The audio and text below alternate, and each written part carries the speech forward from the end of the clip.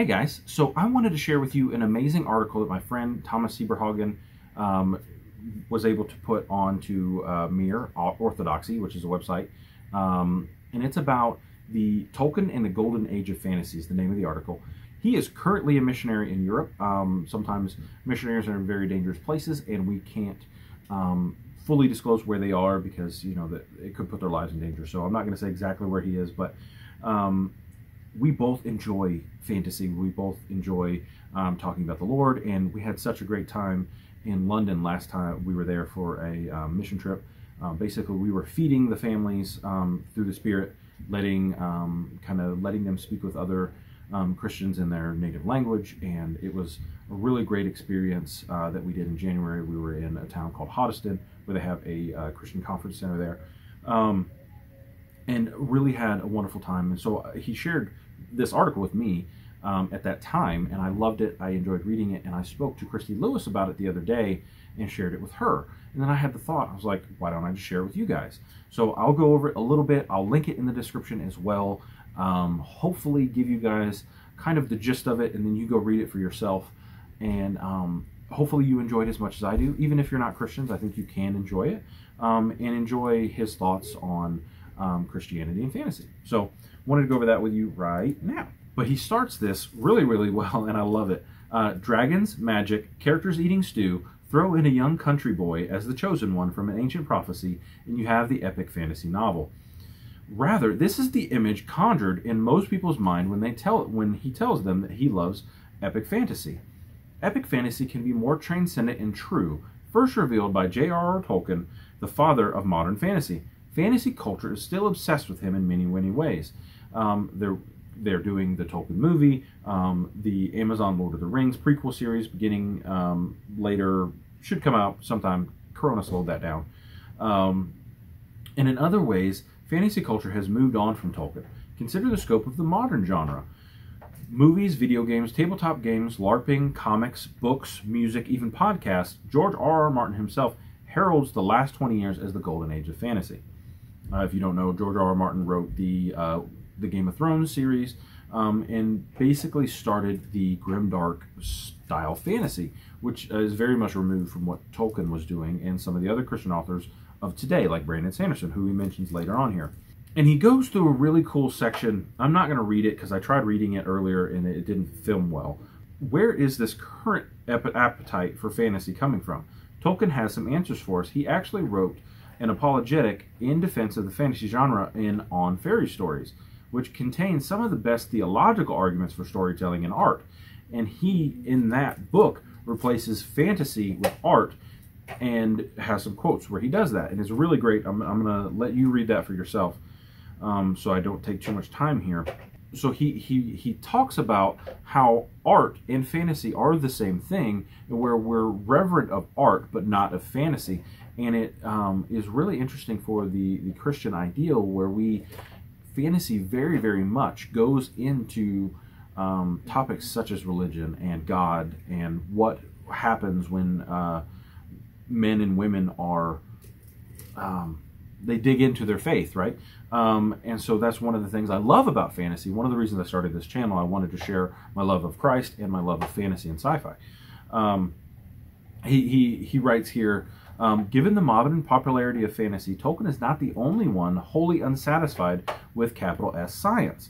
Humans existing as nothing but cosmic stardust might be beautiful to Neil deGrasse Tyson, but Neil Gaiman's fantasy novel Stardust contains more beauty in its opening chapter. Kind of speaking to the idea of we don't have a creator, we don't have that kind of topic, that kind of scope, where we're looking for something to want to be part of. We want to be part of something. And that's really where he's going with on this story for the people that are not Christians and the secular people that are watching this. For us, people who are Christians, we believe there is a creator and that we mean something, that we're just not an accident. And I thought that was beautifully written the way he did it here. So I'm going to skip down a little bit. A secondary belief, and also beliefs of truth, is the truth of a secondary world. That is, a created world, a fey world, where the sky is perpetually bathed in twilight. Tolkien introduces the idea of subcreation and humans as subcreators. According to Tolkien, truly immersive secondary worlds where the truth of the world feels obvious and right within the context of the world are only created by serious sub-creators who are following in the footsteps of the divine creator. God is the creator, humans are sub-creators. Really, really cool. Tolkien went on to demonstrate the beauty of a potential of sub-creation through his Middle-earth. The painstakingly constructed maps, the detailed in various cultures and races, and near to functional languages of Middle-earth all work in concert to reinforce that truth of the sub-created world. When Bilbo slips on the Ring of Power and disappears into his own birthday party, no reader is jolted out of the story saying, "How contrived, how weird, this is not true." Because of his sub-creation, this world feels real. We are not pulled out of the story, which is really, really cool. We know these fictional worlds in Middle-earth. We understand where Rivendell is. We understand what Moria is. We understand the tower in Isengard. And it's funny because Tolkien disliked Lewis's Narnia because of poor subcreation. To Tolkien, Narnia seemed too hastily constructed regarding random figures such as Father Christmas. Lewis was a gardener, but Tolkien was an architect. These two distinct writing styles are still discussed today for many fantasy fans. In contrast, gardeners nurture their stories little by little, following their characters wherever it feels natural for them to go. Architects meticulously outline their plots, making sure every twist and turn is perfect before they start writing in earnest. Really, really cool how he goes into this. He breaks down the difference between Tolkien and Lewis in that classic style. It was really, really fun when we actually went to Cambridge together and kind of talked about how Tolkien and Lewis kind of bounce ideas off each other as well. And so that was a really fun that me and him got to talk about his thought here. Tolkien actually acknowledged that the Gospels are filled with many marvels, particularly artistic, beautiful, and moving. But the chief marvel of the Gospels is the great eucatastrophe, the sudden, joyous turn that shocked the foundations of the world and turned history upon its head. The birth of Christ, the eucatastrophe of man's history, the resurrection is the eucatastrophe of the story of the incarnation. Christians know, ultimately, the joy of discovering that this wondrous fairy tale is primal truth, the King revealing the truth of his birth, death, and resurrection to humanity as the sky reveals itself to be blue. Tolkien notes that there is no tale ever told that men would rather find as true, and none which so many skeptical men has accepted as true on its own merits. This is because the Gospels have a ring of primary truth about them. They are creation, not subcreation. Fantasy deserves a place among the great artistic endeavors of men, next to the high tragedy, poetry, and drama because of its connection to the climax of human history. This is also the reason fantasy has not only endured but grown in to the massive genre it is today. So I'm going to skip down a little bit here. He goes into the difference between Martin and Sanderson, and I really wanted to highlight that. That's one of the things I found so enjoyable. I've read Martin's works, and I've read almost all of Sanderson's works. He talks about three different authors here in the modern era that kind of highlight his points. George.R.R. Martin, Brandon Sanderson, and Patrick Rothfuss. All three routinely hit the New York Times bestseller list, but each is doing something representative of a larger trend within the genre that we may not have been paying attention to. George.R.R. Martin, it can be easily argued, is the face of the modern genre, especially because of his series being adapted to TV. And Martin is one of those authors who regularly appears on late-night talk shows. Martin has touched something with the zeitgeist that resonates with people. One cannot deny the skill with which he has crafted the Song of Ice and Fire. His expert world building, a modern term for subcreation, is on full display throughout the novels and their cultures, religions, political factions. In fact, Martin's world building is one area where Tolkien would probably be very, very impressed. One of the things that may have upset Tolkien is Martin's Game of Thrones has very morally gray characters. And the bad guys sometimes do good things, and the good guys often do bad things, which makes the story interesting. Many people find that very, very interesting in the way that they enjoy their fantasy. Martin took most of his inspiration from the historical Middle Ages and wanted to create a fictional world that mirrored real life in that time. Sometimes there's random and chaotic violence and death. Characters hold a moral code that is quickly trampled, and characters that are devious sometimes win. You, in a Martin story, will have a character die, have that crossbow bolt moment in the gut that shocks you and awes you, right? I'm going to skip down a little bit here. And then against the backdrop of Martin is Brandon Sanderson, who wrote 13 complete novels before one was picked up by a publisher. He started writing his first novel during his 2-year mission trip for the Mormon Church. Interestingly, after being rejected multiple times, his feedback was to try and be more like Martin. Publishers saw the success of Game of Thrones and concluded that the public's fantasy literature appetite had turned to a gritty, grimdark fare. Sanderson tried to follow their advice and wrote the 2 worst novels he has ever written. Grimdark is not a natural fit for him, so Sanderson stuck to his strengths, putting a genuinely good person in a terrible situation and letting that character struggle the way out of it. Unsurprisingly, there was a market for Sanderson, who has published 27 novels since 2006. And he consistently ranks in the top 40 most popular authors on Amazon. Sanderson takes world building to another level, worlds within worlds. His life project is the Cosmere, something I've shared with you guys. And some of his novels take place in a traditional medieval type fantasy world, while others take place on fantasy planets that have little in common with Earth. His true genius lies in his magic systems, creating complex yet wildly entertaining magics for his characters to play with. His Mistborn trilogy is a prominent example of his style, containing expert sub-creation, a wonderfully complex magic system, and the climax of the trilogy, one of the purest eucatastrophes in fantasy literature. Sanderson stands as a foil to Martin, a role he acknowledges himself.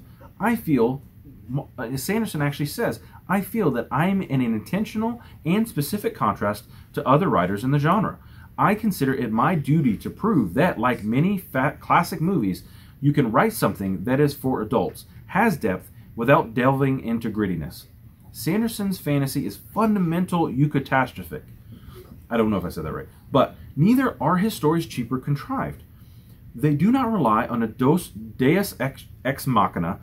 Instead, he subcreates his world so that the truth in them is believable and compelling. Sanderson is a clear example of someone writing in the tradition of Tolkien today. And then he goes on to say, is there a third option? Patrick Rothfuss, writer of the best-selling novel Name of the Wind, which he very much enjoys more than I do, and we had long talks about this on the train to Cambridge, was named by Martin himself as the best fantasy writer in the last decade.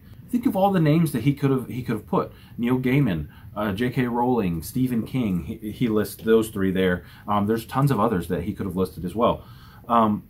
So Rothfuss grew up immersed in fantasy with Lewis and Tolkien as early influences. But when it came time for Rothfuss to write his own novel, he wanted something more ambitious. He wanted to write a high tragedy fantasy novel. Rothfuss, like Sanderson and Martin, excels at world building. He had stated that world building is a hobby for him, something he enjoys doing as much as he enjoys writing. He even runs a charity called World Builders. So what sets Rothfuss apart is that he uses his secondary world to tell a tragic tale, with a tragic hero as the protagonist. Rothfuss' Kingkiller Chronicles, awaiting its 3rd and final installment, and he wrote this a little while ago, we're still rating on that 3rd book, will not have a happy ending. Fantasy and tragedy together are by no means an original idea. Hamlet's ghost, Macbeth's witches, would have something to say on the matter first. Rothfuss' genius is that he dives even deeper, writing a story that is a meta-commentary on stories themselves. Rothfuss searches for deeper truths throughout his novel, exploring questions like, what place do stories have in culture? How do stories shape us, and what do we believe? What is the role of the storyteller? He actually has one of his characters say, is it true, the story, the part you told today? All stories are true, but this one really happened, if that's what you mean. Rothfuss is breaking the mold of eucatastrophe versus non-eucatastrophe, and he deserves the recognition and praise he's received for this.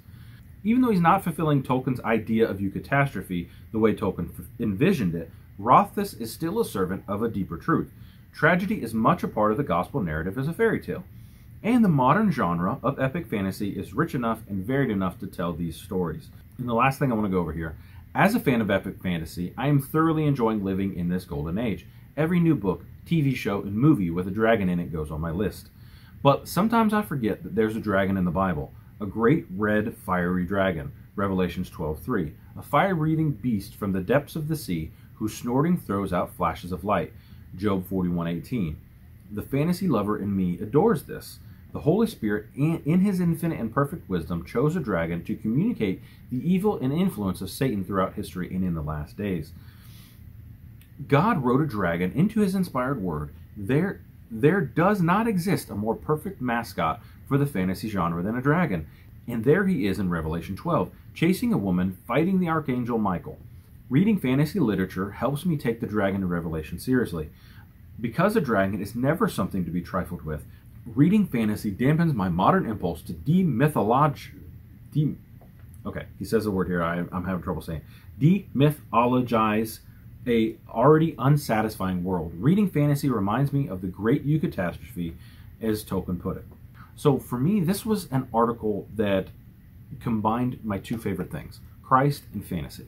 And I am so excited for the future of this channel, and why I created it in the first place was to talk about why fantasy and Christ go together so well, and I don't think they butt heads in that way. The stories in the Bible are such an amazing story, and these stories are in the same idea. And I hope this article, if you're not a Christian and you stuck along for this time, I think the way Thomas put it here, it really brings to the light the idea of how Christianity is such an integral part of how we think about the world, and how when we read our fantasy stories, we dive deep into the idea of gods and the idea of having faith. And I've seen it done well, and I hope to see it done well in the future. And I'm really excited for what we get to next. And I hope you guys check this article out. I didn't read everything because it would have taken forever to do so, but it is an amazing article, and I think you really, really ought to check it out. If you do, it's in the description again. Thank you for checking out my channel, and I'll talk to you guys next time. Bye.